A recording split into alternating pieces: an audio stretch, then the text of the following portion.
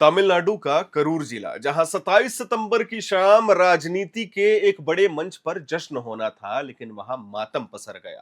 तमिल अभिनेता से नेता बने विजय की पार्टी टीवीके की रैली में अचानक ऐसी अफरा तफरी मची कि लगभग 39 लोगों की जान अभी तक जा चुकी है और 40 लोग गंभीर रूप से घायल हो गए हैं। ये सिर्फ एक हादसा नहीं है, बल्कि हमारे देश की भीड़ प्रबंधन और सुरक्षा तैयारियों पर एक बड़ा सवाल भी खड़ा करता है। हम आपको बता दें कि शनिवार शाम को विजय की पार्टी टीवीके की विशाल रैली कुरूर जिले में हो रही थी। पुलिस और प्रशासन ने अनुमान लगाया था कि लगभग 10 से 15,000 लोग आएंगे, लेकिन स्थानीय रिपोर्ट्स के मुताबिक लगभग 60,000 से भी ज्यादा लोग जुट जाते हैं। भीड़ इतनी ज्यादा हो गई कि बैरिकेड और सुरक्षा इंतजाम भी कमजोर पड़ते हुए दिखाई देते हैं उस भीड़ के सामने।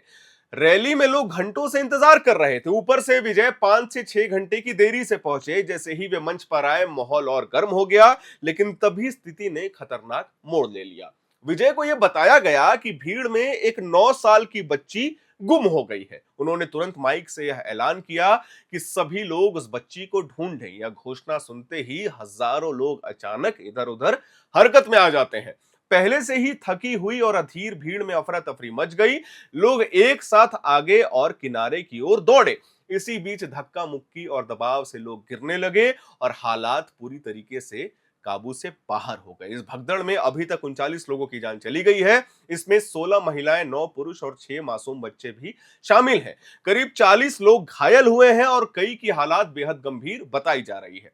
घायलों को तुरंत नजदीकी अस्पतालों में भर्ती कराया गया। आईसीयू और ट्रॉमा वार्ड में डॉक्टर लगातार उनकी जान बचाने की कोशिश कर रहे हैं और धीरे धीरे अपडेट्स भी आ रहा है। अब सवाल यह है कि यह आखिर एक हादसा है या क्या है। सबसे बड़ी वजह थी अपेक्षा से दोगुना भीड़। जहां पे 10-15 हजार की तैयारी थी, वहां करीब 60,000 लोग पहुंच गए। विजय का देर से पहुंचना भीड़ की बेचैनी और अधीरता का कारण बना। ऊपर से जब 9 साल की बच्ची के गुम होने का ऐलान हुआ, तो भीड़ एक साथ हरकत में आ गई और भगदड़ मच गई। भीड़ नियंत्रण में गंभीर कमी रही है। पर्याप्त बैरिकेड, गेट और इमरजेंसी कॉरिडोर नहीं थे। अचानक हुए धक्का मुक्की और दबाव से लोग एक दूसरे पर गिर गए और दम घुटने से मौत हो गई। गर्मी, प्यास और घंटों इंतजार की थकान ने भी हालात को और बिगाड़ा था। हमने आपको बताया था कि विजय देरी से पहुंचे थे। जैसे ही हादसे की खबर फैली, राज्य सरकार और प्रशासन हरकत में आ गई। मुख्यमंत्री एमके स्टालिन ने हालात का जायजा लेने के लिए तुरंत करूर जाने का ऐलान भी किया। स्वास्थ्य मंत्री मा सुब्रमण्यम ने मरने वालों की संख्या और घायलों की हालात की पुष्टि की है। जिला प्रशासन ने मजिस्ट्रियल जांच का आदेश दिया है और कहा है कि वीडियो फुटेज और गवाहों के बयान के आधार पर जिम्मेदारी तय की जाएगी। हम आपको बता दें कि राज्य सरकार की ओर से पीड़ित परिवारों के लिए मुआवजे का ऐलान भी किया गया है।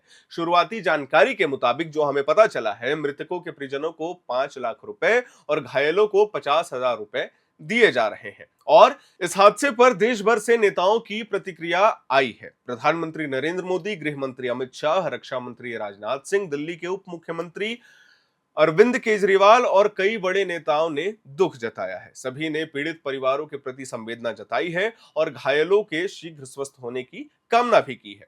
पुलिस और प्रशासन ने माना है कि इस रैली में भीड़ नियंत्रण में गंभीर कमी रही थी। आयोजकों ने जितनी भीड़ की उम्मीद की थी, उससे कहीं ज्यादा लोग पहुंचते हैं। ऊपर से विजय की देरी से भीड़ का धैर्य टूट गया और बच्ची के गुम होने की घोषणा से हालात को पूरी तरीके से बिगाड़ दिया है।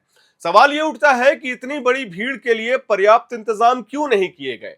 क्या आयोजकों और प्रशासन ने सुरक्षा योजना को हल्के में लिया? और क्या भविष्य में भी ऐसी राजनीतिक आयोजनों में जनता की जान को जोखिम में डाला जाएगा? जब जिम्मेदारी तय करना बेहद जरूरी है।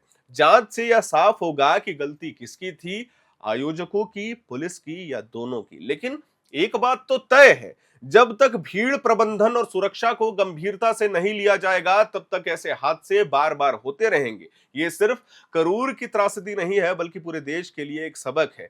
करूर की उस जमीन पर जहां लोग अपने नेता को देखने और सुनने आए थे, वहां चीख पुकार और मातम की आवाज गूंज उठी। लगभग 39 परिवारों की खुशियां एक झटके में बिखर गई। ये हादसे हमें याद दिलाता है कि राजनीति के मंच पर जनता सबसे बड़ी ताकत है और उसकी सुरक्षा से कभी समझौता नहीं होना चाहिए। आपको चिन्ने स्वामी स्टेडियम का वो स्टैम्पेड याद होगा।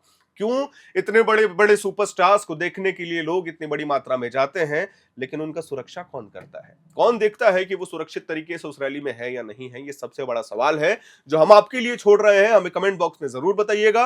मैं उम्मीद करता हूं कि आपको यह जानकारी पसंद आई होगी। जो लोग नहीं रहे उनके लिए एयर नाउ की टीम श्रद्धांजलि देती है। कैमरे के पीछे मौजूद है हमारी सहयोगी सुमन। वीडियो को लाइक करिएगा, शेयर करिएगा, हमारे चैनल को सब्सक्राइब करिएगा। मेरा नाम है हर्षित और आप देख रहे हैं एयर नाउ।